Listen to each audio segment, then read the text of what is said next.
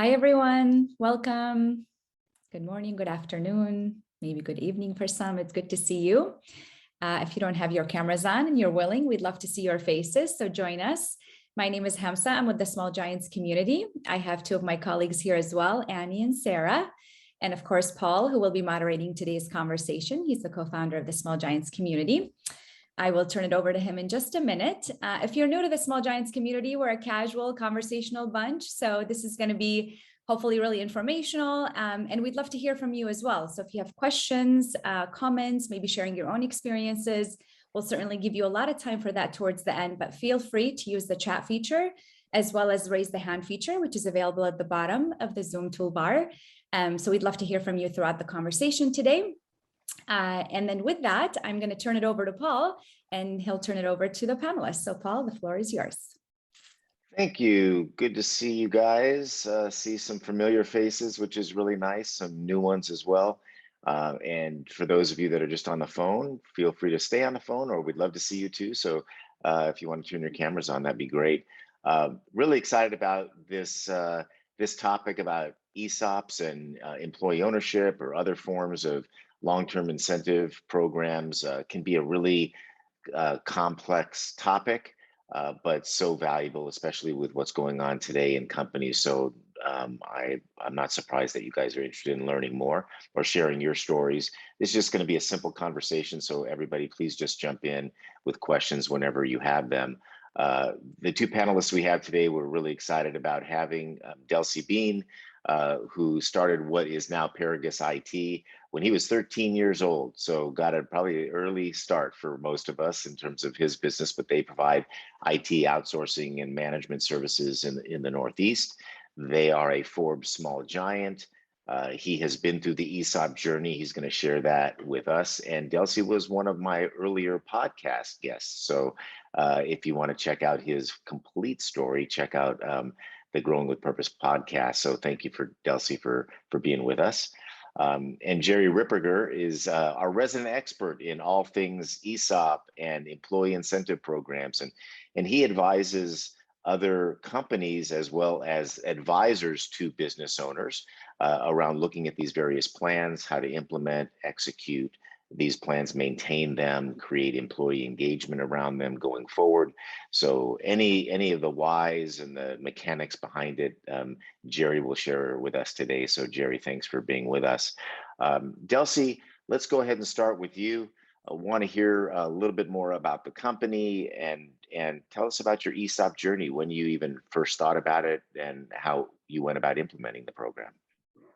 Yeah, thank you. And thank you to everybody who's here today. This is a conversation I'm always excited to have. So our journey really started when the company was started. We always had a mentality of working collaboratively together to make the business great. And we didn't have a lot of hierarchy or kind of, I would say a flatter organization.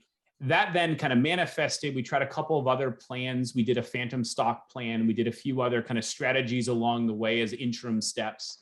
And then in 2014, I decided I wanted to kind of jump all in and go the ESOP route. I took me a good solid 2 years to figure it out, to set it up, to configure it. I didn't have as much help as a firm like Jerry's can provide. So I definitely advise you to consider getting it. It's a hard journey. But we finally went live in 2016. And kind of from that point forward, we have ever since referred to our employees as partners and have been running a very successful ESOP whose stock price has grown significantly from when we originally founded it, and have started to create very significant value for the members and participants. So when you started to do this research around an ESOP, did you do it on your own? What resources were available to you, and how did you make your way through all of the noise around these kind of programs? Yeah, so there's a couple of good organizations. One of them put out a book called ESOPs in America. It reads a little bit like a textbook. It's a little dense, but if you get through it, it really does walk you through all the mechanics and logistics behind an ESOP. And so that was one of the biggest resources, is I forced myself to get cover to cover on that. We then did start talking to consultants and experts, valuation company, trustee, the attorney who put our plan together. We didn't have kind of a quote unquote quarterback like a lot of firms do hire kind of an independent single consultant to manage the process. In hindsight, it would have saved us a lot of time and money had we. But my own kind of preference is I always like to learn. And I wanted to be that quarterback myself personally so that I could go through the journey and really learn all the moving parts and mechanics of it. And there's a lot to learn. It can be a complex thing, but if you start to kind of digest it and take it to its parts, it clicks the same way other qualified retirement plans do. Were you the sole owner of the company? I did at the time. Yeah. So I had 100% of the stock, and our initial transaction was 40%. So I now have 60, the ESOP has 40. And likely at some point in the future, we'll do a second tranche. We're kind of approaching that point in the next couple of years where we're really going to have to consider it, partially for the tax benefits and then partially for some of the other kind of changes that have happened in our business. So in these, I guess, 5 years that you've had the program, how have you gone about educating your employees? Talk about, well, how many employees you have. What has this meant to them and to the culture of the business overall? Yeah, so when we first announced it, there's this kind of initial 24-hour high where everybody's super excited, but then 24 hours later, they have no idea what it means. And so that kind of wears off a little bit. Then the next kind of major inflection point of education was when we delivered our first benefit statement. And the benefit statement wasn't all that impressive because in the first year they aren't, but it at least gave us another opportunity to do a second educational session, really help people understand and start to help them maybe model and think about where this could go. And then each subsequent benefit statement, it clicks more and more. And we just did ours in July, so just a few weeks ago. And when I was doing we do an educational session every time we hand out the statements, there was a lot of people in the audience who were getting their third or fourth statement. And they made the comment that I finally get it. Like it's clicking, it makes sense. I see the future. When people go from 3 or 4 digits to 5 digits on their benefit statement, suddenly light bulbs go off and they start to really pay more attention.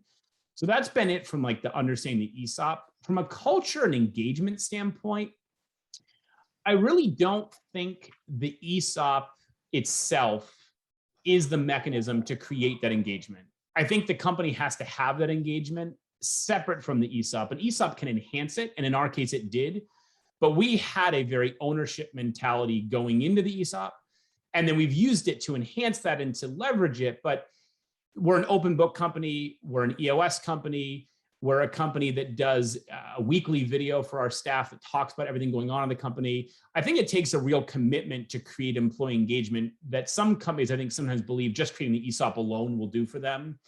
And I challenge that, but I think it does take a lot more than that.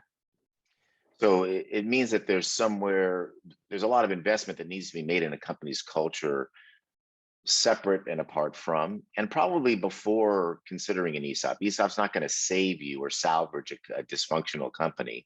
In other words, when you talked about this benefit statement, what's in this statement, right? So I'm one of your employees. I'm getting something that's showing me, I assume, the change in value that over the company, and then maybe it's my particular portion of what that value is, so I can start to see that, hey, this is really building up over time.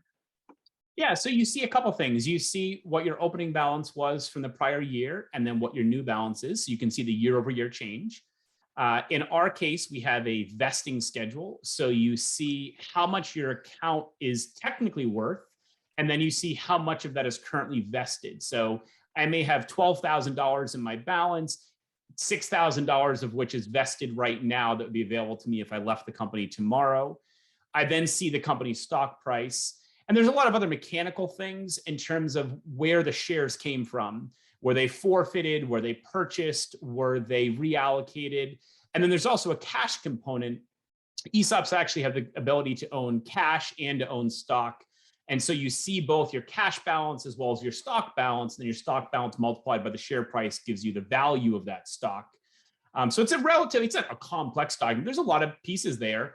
And that speaks to the education is you have to have a real commitment to educating your staff about ESOPs and educating them about business. You know, we've had to do a lot of trainings just about a P&L, how to read a balance sheet, talking about the impact of investments and decisions.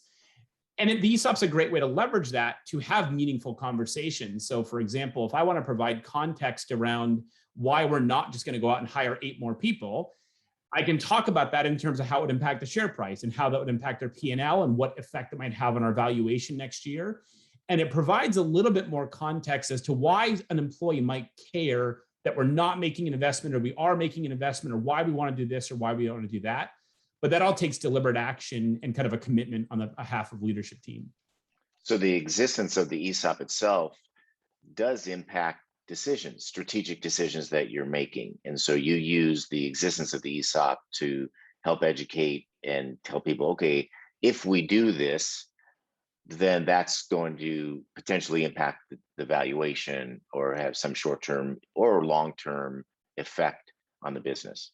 Yeah, I mean, I think if you equate it to a privately held company, a business owner who's making decisions is often thinking, how is this going to impact the bottom line? How is it going to impact the company? And hopefully they're thinking both short-term and long-term.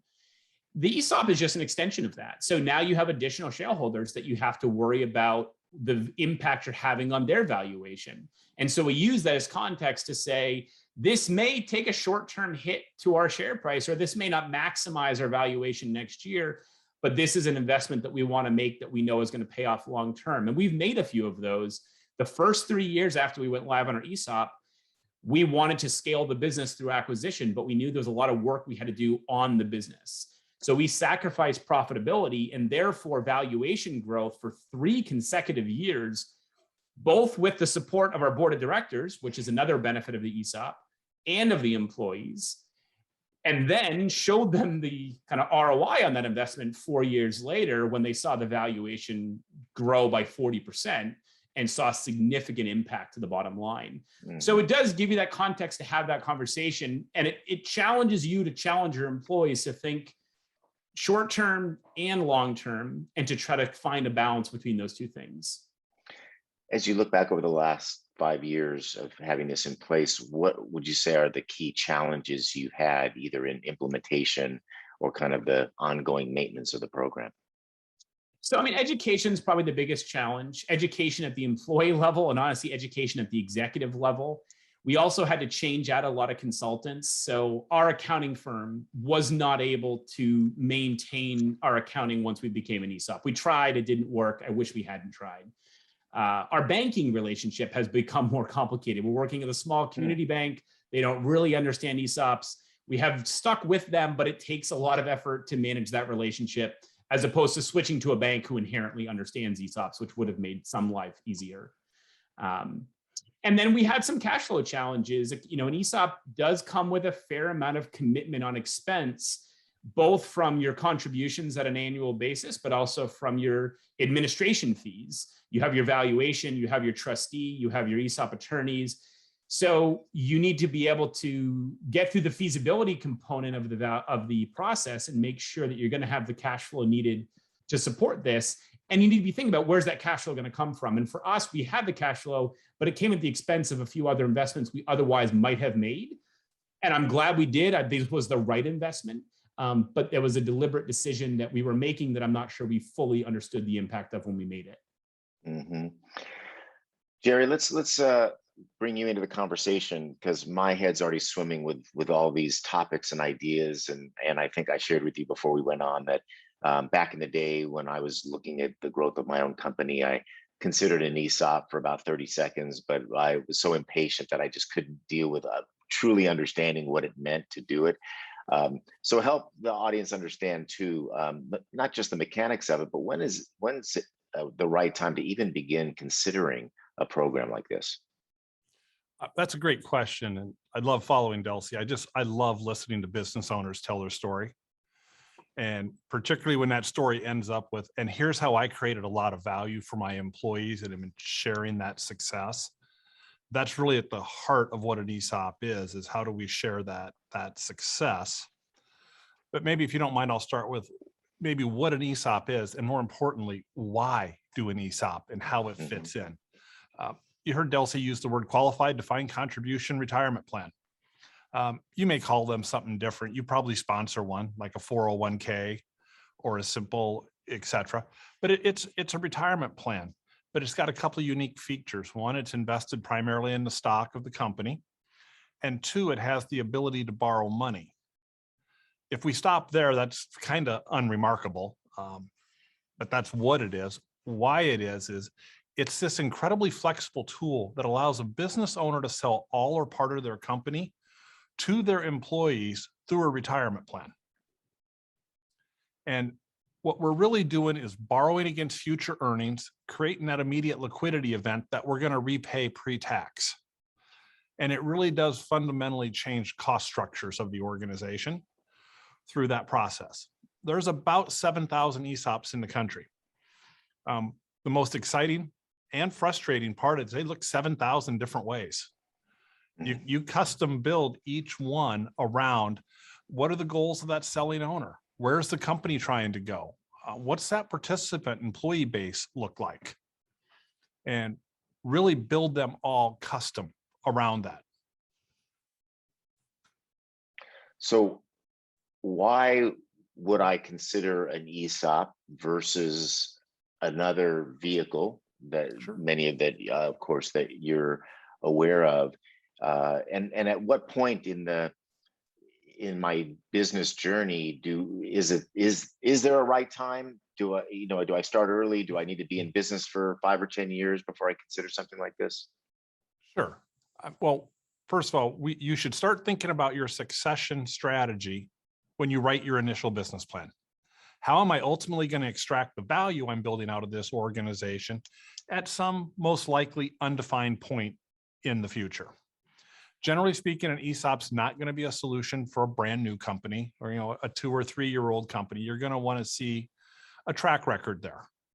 Normally, you're going to look for a company somewhere between 30 and 50 employees at a minimum, value 3 million to 5 million, producing a net income of 300,000 to 500,000 per year after taxes. But what I also would say is don't also assume that it's just a small company solution. It really works for companies of all sizes. And the most important part is that strategic fit. In fact, I'll let you know the largest private ESOP in the country, some of you have probably heard of this, particularly if you're in the Southeast, is Public Supermarket. They have over 200,000 employee owners. So obviously the vast majority of those 7,000 have under 100 employees and they're a fairly small company. But why would I choose an ESOP over another way to sell the company? We talk about the 2 L's. We talk about liquidity and legacy.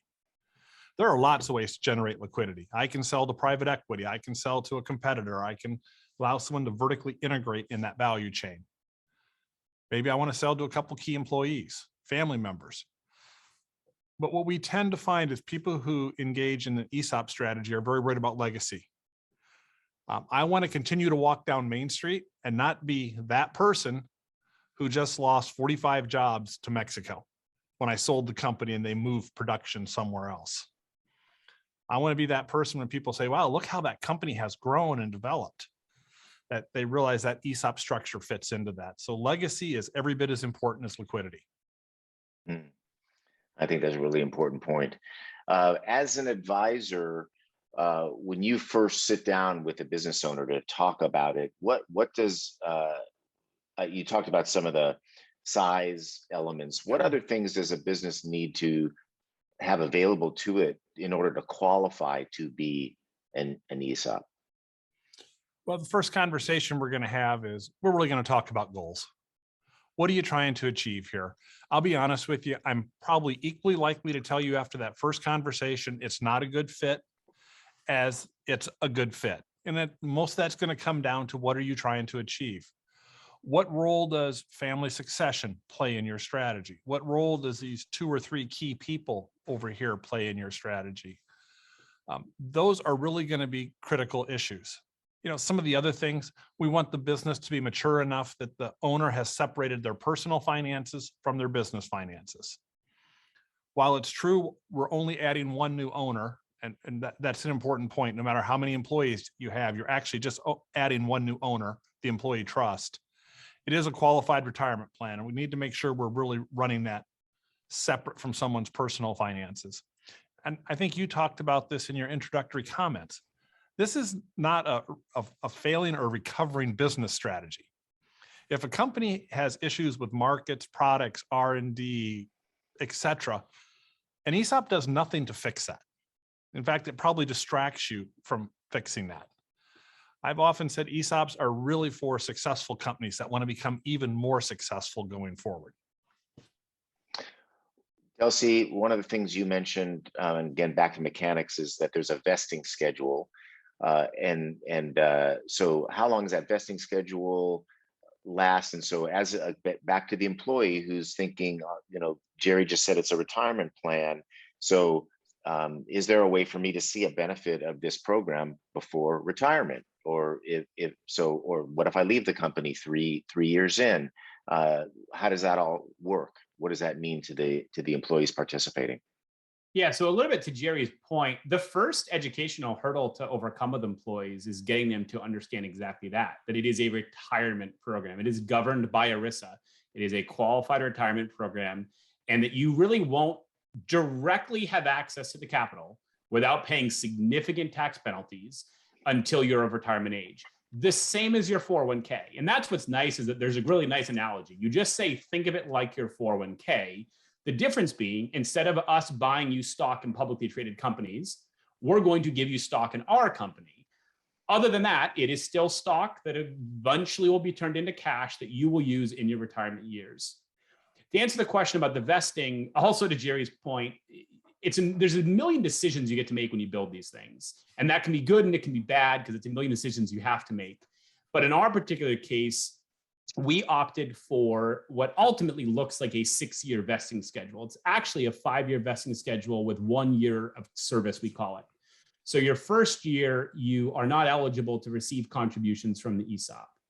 Then you start to get your shares, and you get your shares proportionately. And there's a whole formula for how that works, which is another decision you get to make. But you get your shares every year.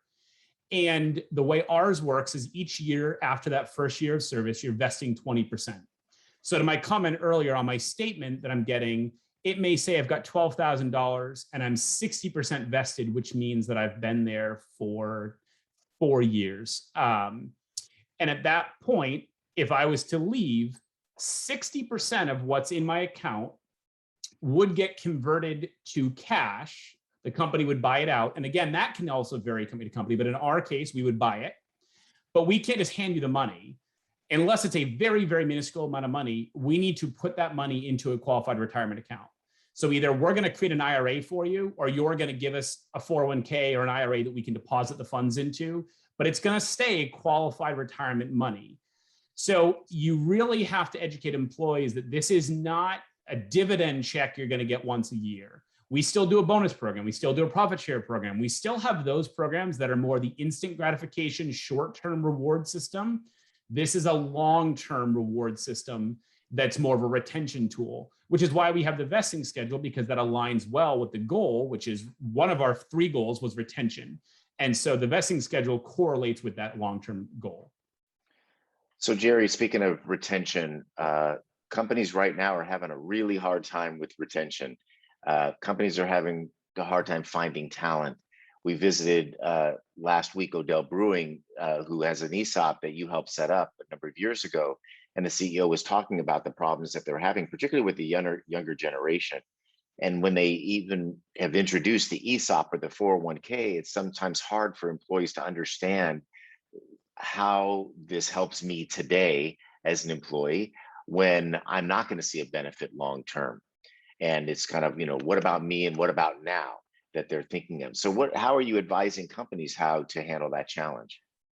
Well, and I think Delcie is actually a very good example of this. And I was very happy to hear that he made an upfront investment. And yes, I purposely picked the word investment and not expense in educating staff, his partners, about the value of the program. This is not a short-term program. This is playing the long game. We're trying to build value over time. And that communication is not a one-time deal. That should just be baked into your business model as an ongoing part of what you do.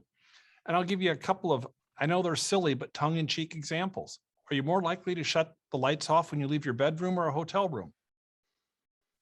Which do you treat better, your car or a rental car? Okay, do you want a company of 50 owners or do you want a company of 50 employees? Which is going to perform better?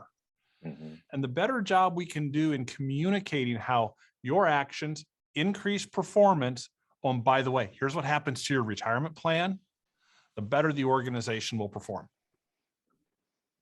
Great point. Let's open it up to the group now. If you have a question, raise your hand, hit the raise hand button if you want, go to the chat, or you have either a question for Delcie or Jerry or an experience you'd like to share in this area. We'd love to hear from you. All right, Jim, you want to jump in? Yeah, sure. Just a question for Delcie, because you talked about sort of the long-term effect of an ESOP, but then kind of the short-term, which keeps separate, bonus structure, and those types of things. Do you in any way try to tie those things together, or do you keep them completely independent? In other words, do you try to think about longevity and vested and try to give them that short-term benefit within that ESOP structure? Yeah, it's a great question, and it is something that we do try to do, and it speaks a little bit to what Paul was asking about earlier of framing decisions from the context of the ESOP. So we have a bonus program, and the bonus program is a direct correlation with our profitability. So a percentage of our profit gets put into the bonus program and gets allocated at discretion of leadership from there. What we explain to staff is there's two sides to that coin. Every dollar we take off the table to pay you out in the bonus program is a dollar that ultimately is going to potentially lessen the value of the ESOP or would have had a multiplying effect on the ESOP. And we try to show some projections. The valuation reports are very complicated. Mine's like 90 pages and I understand 8% of it. But I found the formulas buried in there that actually can show staff and be like, okay, this one I do get, we get a multiple on the dollars in our bank account, or we get a multiple on our net profit margin. So I can show them how every dollar here is a dollar there, but then it is a balance. I think to Paul's point, the younger your workforce is, the more that short-term dollar does matter. And that was a hard lesson for us to learn. We wanted to go all in on the ESOP and put all of our focus and attention and resources there. That didn't work. We had to kind of pull back from that strategy a little bit and strike a balance between short-term profit sharing through this bonus program and long-term ESOP investment and walk that line. And for a long time, it was us assuring people that the valuation was going to be there and that this was a hope and a dream and a promise. Now we can show them we've grown the value of the company 68% in 5 years. That is meaningful. Now there's credibility behind our hopes and dreams and promises. So I think that helps the conversation a little bit, but it definitely is a balance you have to strike. But to answer your question, I do strongly recommend you create causation and correlation and you talk about the relationship and look at it as a scale. We can take some here, but the money comes from somewhere. That's the conversation I'm always having with people. It comes, every time I give something, it's coming from somewhere else. It's not my personal bank account, I assure you. And that is a conversation that we have to have with staff. Great, thank you. Thanks, Jim. Hey, Pablo, you're up next. Thanks, Paul. I have two questions, if I may. One is if either Delcie or Jerry could speak to the difference between thinking of an ESOP and a co-op. And second, one of the things that I've heard that that we need to be aware with ESOPs is that the trustee still has a mandate to maximize the value of the company. And how do you think about that? If that is true, then how do you think about that in light of creating legacy and purpose? I'm happy to take that to start with, Delcie, and then you certainly can add on to that with your experiences, if that's okay. Sure. The trustee has to operate in the best interest of the plan participants.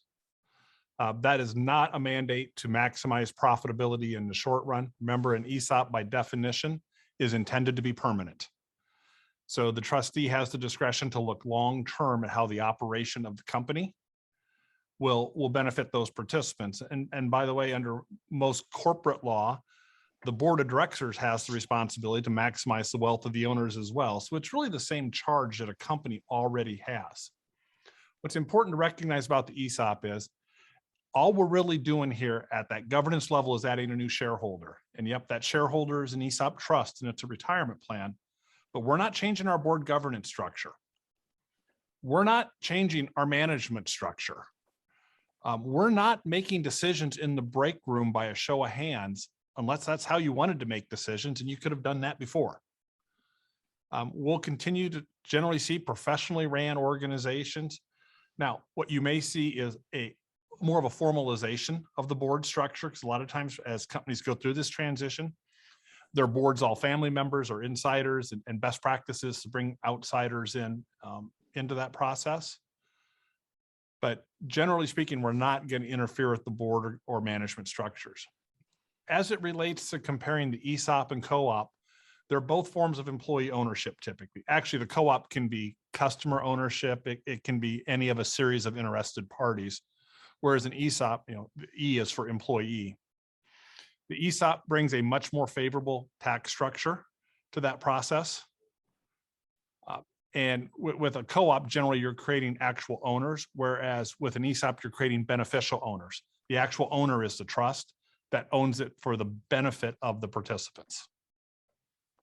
When you have a trustee who ends up, sorry. I was just going to say, for those that don't know, who becomes the trustee typically? That's one of those decisions you have to make along the way. And there's a lot of facts and circumstances that go around guiding that. If you're doing a fairly small percent of the company as an ESOP and you're not taking on outside debt, that may be internally trustee. Best practice that we would recommend is as an external professional trustee that's representing the interests of those participants along the way. And there's pluses and minuses to both of them, as well as some cost differences. Delcie had talked about the fact, man, there's a lot of decisions to make. There are. And by the way, Delcie, you've made some really good decisions on your vesting and distribution policy, because there's a lot of best practices you have wrapped in there. But that's where companies can come in and help guide you in that process. Got it. Delcie, anything to add to Pablo's questions? Yeah, I think to Jerry's point, I think the ESOP relatively maintains the corporate structure. My understanding is, with a little bit of experience, because we have a couple of clients that are co-ops, a co-op does change the management structure. You suddenly are making decisions in a break room by show of hands. That's an exaggeration, of course, but it is a very different model. To Jerry's point, the ESOP allowed us to maintain, I stayed as CEO, I had my leadership team.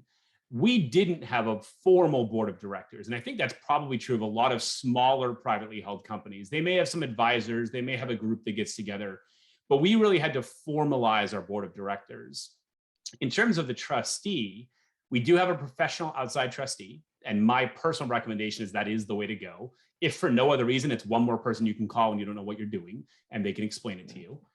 But the trustee, she hasn't actually exercised any significant control or authority other than mandating and kind of overseeing the board of directors. So if we want to expand the board, add members to the board, she helps to make sure that we've got a really good board of directors in place. And to Jerry's point, we had to bring in outside people. They had to be relatively an arm's length from the company. We worked to build a great board, which has its own enormous benefits that I didn't first realize, but later did come to realize. And the trustee's primary role, at least in our company, is she makes sure that that board is healthy, is strong, is functioning. And then she delegates a lot of the kind of authority to that board, with a few exceptions. There's a couple of things we do with our trustee every year, but most of the control actually comes from the board. And we didn't have one before, we now do, but that's where most of if there's any intervention, it's coming at the board level, not the trustee level, at least in our case. Great, thank you. Thank you, Pablo. Kevin, welcome. Hey, thanks, good to be here. Delcie, Jerry, thanks for being here today for our learning. And Delcie, I thought I heard you say earlier that it was a tough thing to explain initially. Just curious on that part of it. If you had a do-over, what would you do differently? And is there anything else that you would touch if you had a do-over? So I don't think, when I say it's tough to explain initially, I don't mean kind of when we launched, I mean to a new employee. So we have this every time we hire somebody. It takes a few iterations and a few explanations and some graphs and some data and some conversations and some anecdotes for people to start to really visualize it and understand it. And even when they say they do, they don't really until they get their third or fourth benefit statement. That's usually when it really clicks. In terms of things I would do differently, I mentioned this earlier, I'm still torn on whether or not I should have hired a firm to help me do it. From a cost and timeline perspective, I should have hired a firm to help me do it. It would have been less expensive and it would have gotten done faster. That said, I learned a lot of lessons, and I don't know that I would have learned as much, but that's kind of like just jumping into the deep end with no floaties if you don't know how to swim. Not necessarily the best decision. It did work out in our case, but even to that point, we had a phenomenal ESOP attorney, and she was the chief architect behind the plan design. So I had to do all the I quite able to building a house. I didn't have a general contractor who managed all my subs, but I had phenomenal subs. So sometimes I got the order wrong, or I mixed up communication, or I sent the wrong thing to the wrong person, as a bad general contractor would do. But all of my subs were phenomenal. Our attorney, our trustee, everybody was just so smart that they really helped educate me along the process. Thank you, Delcie. Hey, Jerry, Annie had a question about industries, right? Are there certain industries, I know you were talking about earlier, that are more likely to look at an ESOP as an ownership structure? Sure. First, I would say they work for virtually any industry where you're worried about liquidity and legacy and changing that relationship and value proposition with your employees. If you're asking me, where do we tend to see concentration? Probably the greatest concentrations on manufacturing firms. And that's because depending on how it's structured, we can actually structure the company on 100% sale to an ESOP that it pays no federal income tax. And in many states, it pays no state income tax, which completely changes its cost structure and allows it to compete with anybody, anywhere in the world when paired with our superior productivity. We're seeing a lot of focus right now on architects and engineers. We see that focus there because of long-term projections and staff shortages, and how do I turn employees into owners to both retain and attract new people. You know, some of the other industries you wouldn't think, we see fairly strong adoption in regional supermarkets, for example. So it really works, trucking companies, it really works across a wide range. And it's really more about what are you trying to achieve and what do you want that relationship with your employees to be? Something that I'm a little surprised at, that you said, Jerry, that there are 7,000 or so ESOPs out of millions of businesses, right? How is that trend going? It seems like there would be more. Are we still early in this evolution of employee ownership? Well, I'd like to say we are, but we're not. I mean, these were codified in 1974 as part of ERISA. And actually, I want to thank you because you're doing the number one thing we need to do, which is get the message out to people. Most business owners have never heard of an ESOP, and those that do, they may be thinking it's an employee stock purchase plan or that it's a long-term incentive plan for executives. So there's just not broad understanding.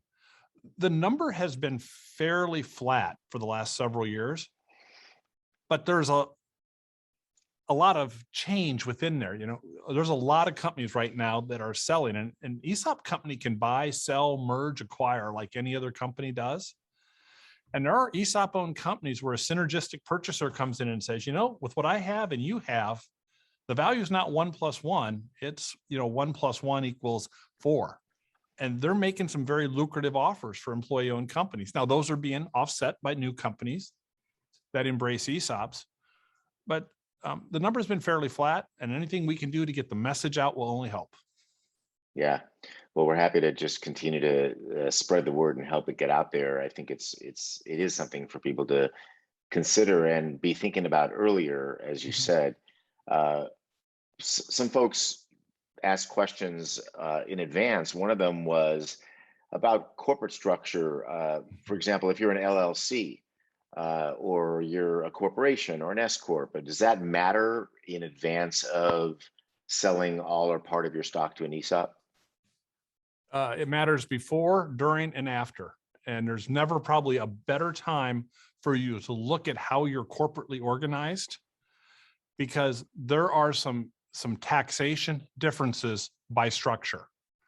So there are some benefits, and we talked about being tax-free potentially at the federal level. That doesn't apply to C corps. That only applies to S corps. There's the possibility that the owner can defer and under very limited circumstances, eliminate capital gains on sale. That only applies to a C corp. As it relates to LLCs, there is a private letter ruling that allowed an LLC that operated like a corporation. Generally speaking, we would see an LLC convert to an S corp as a pass-through entity. It's much simpler under the rules as an S corp and much more cost-effective to do that. But probably never a better time in corporate history to look at how you're organized than when you're going through this transaction. And yep, there are C corps that become S corps during the process. There are ones that go the other direction, and they're very much driven by tax consequences. Got it. Delcie, before we forget, Pablo wanted to know if you could name that book that you read cover to cover back when. I will grab the name and post it in the chat in just a second. Okay, awesome. And also a question for you, Delcie. Did you have a 401k or a similar program before the ESOP? And then as a result of the ESOP, did that change, or did you just keep it going? Yeah, so we, like a lot of small businesses, had a simple plan, and you cannot have a simple plan and ESOP together. You have to get rid of the simple. So we did. And then for the first 2 years, we just didn't have a 401k. We just had the ESOP. We then about a year and a half, 2 years in, we then established a 401k, but we're doing basically a non-match 401k right now. So we don't have a safe harbor plan. The way that we present it to employees is you put your retirement and your investments in the 401k.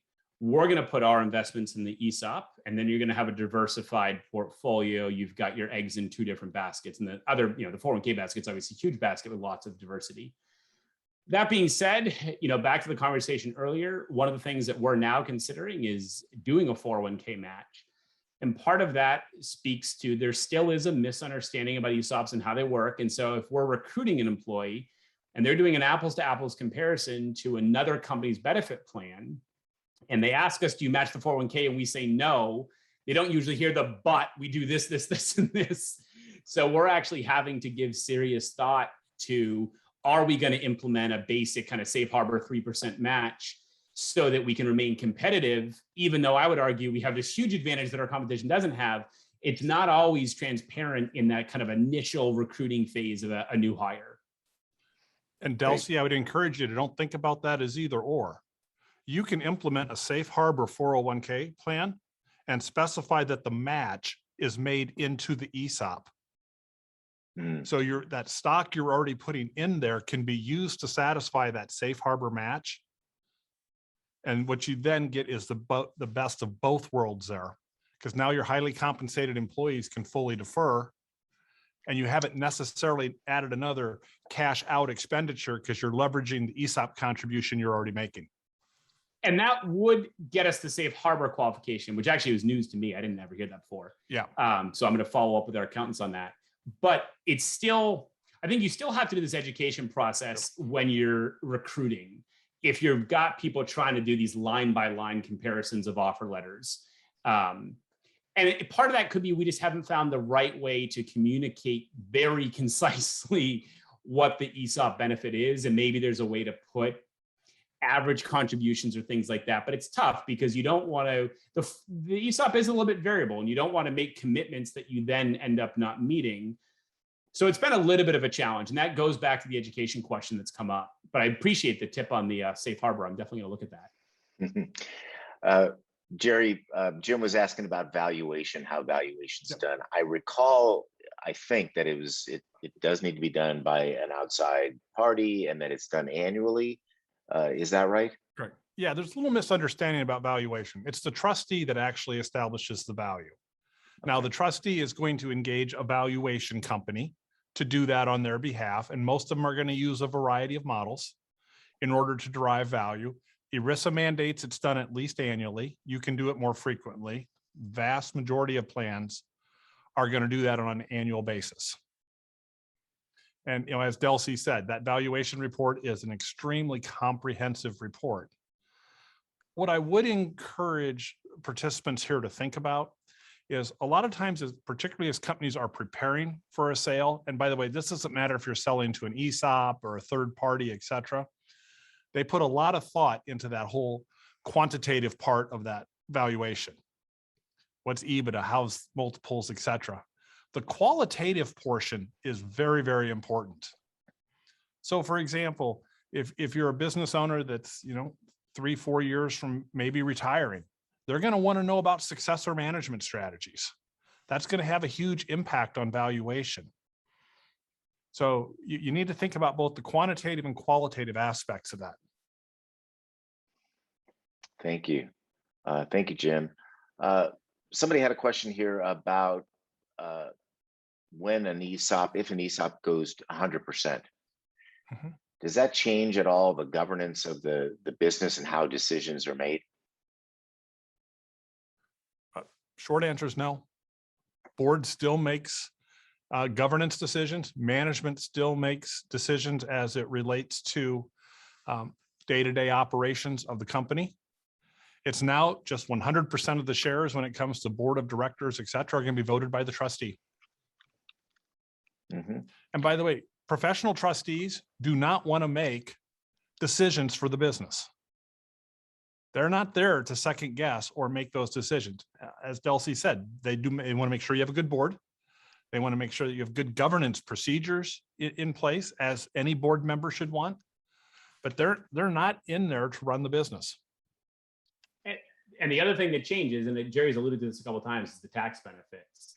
You know, one of the things that's motivating us to think about going from 40% to 60 to 80 to 100 is I still have to pay taxes because we're an S corporation. So for our structure, we're still paying taxes on 60% of the earnings of the business as a pass through to me.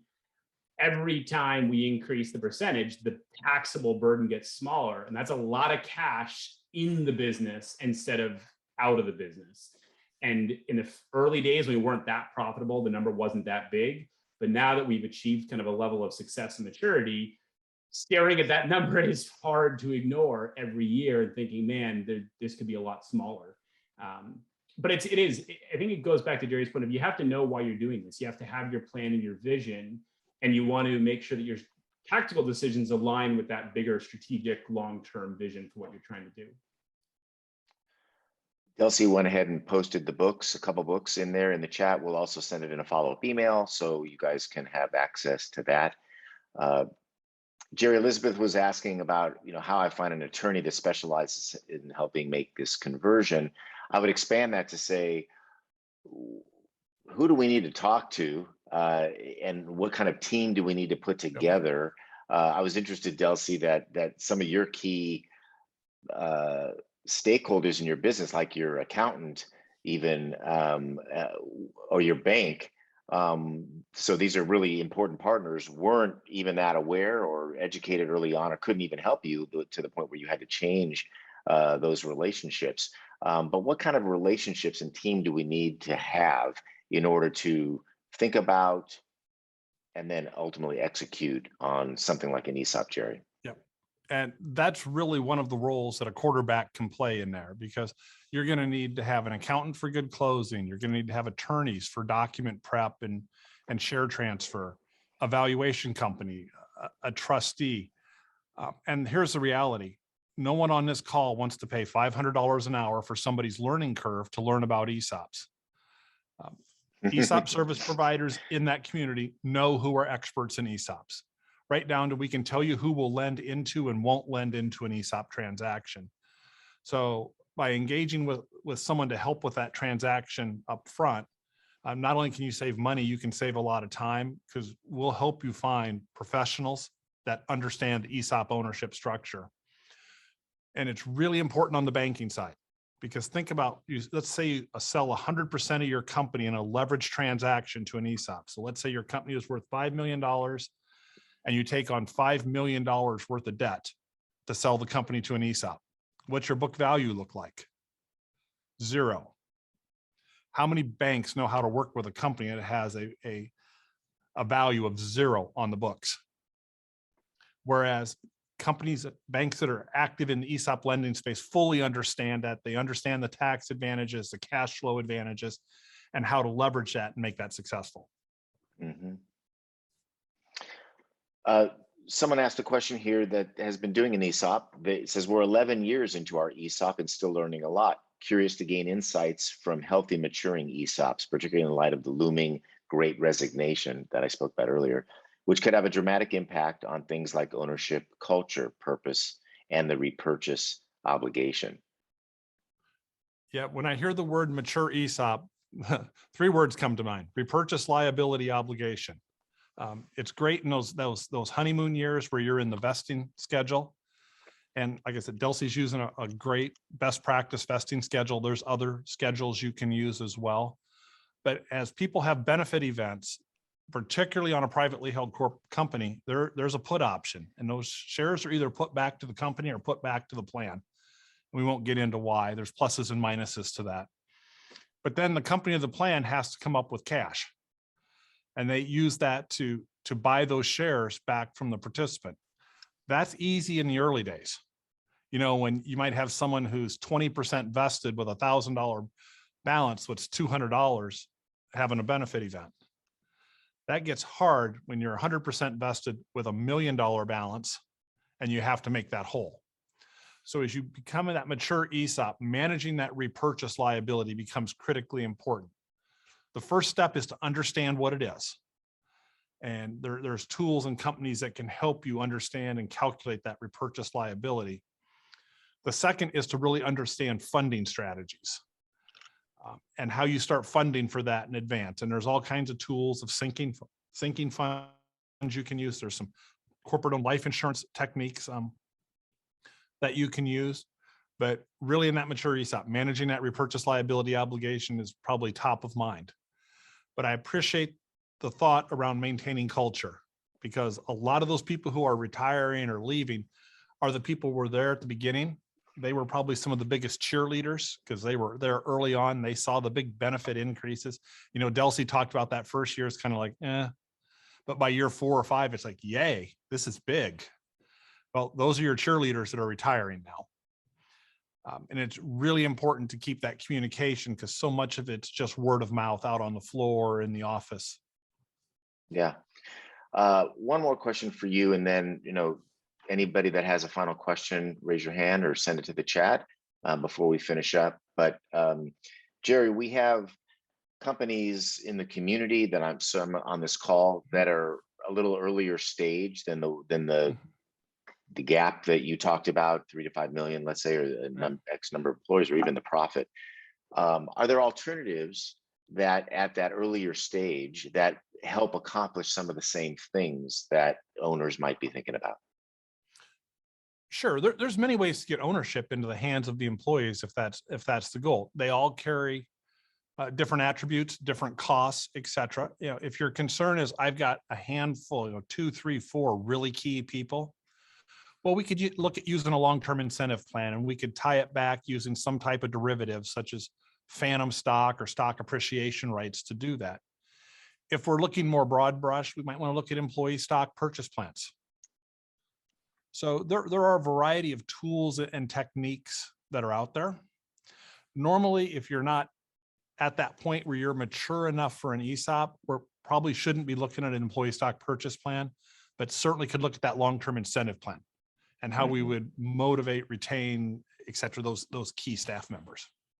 Yeah, and I love the 2 L's, legacy and liquidity, you know, questions we need to always be asking ourselves, or have people like you that are going to push us to ask ourselves those questions, because we don't think about it enough or early enough for sure.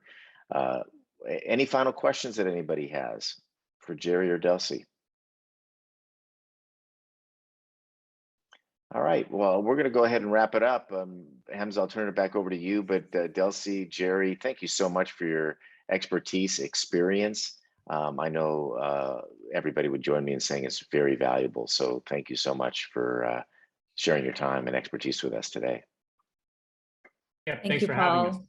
Appreciate Thank it. you, It was wonderful. Delcie. Thank you, Jerry. Thank you all for also submitting your questions. We'll be sharing the recording, notes, and the resources shared throughout today's conversation in a follow-up email that should come to you by Friday. We'll also post it on the site. So if it's helpful to anybody else in your organizations, feel free to share it with them. We'll just share one more announcement from the Small Giants community, in that we are in the final stages of recruiting for the Leadership Academy, which is launching in October. So if that's something that's interesting to you or your team members, we would love to chat with them. We got just a couple more weeks here before we wrap up applications. So with that, we hope you have a wonderful day. Thank you for joining us, and take care. Be well, everyone. Thank you. Bye-bye.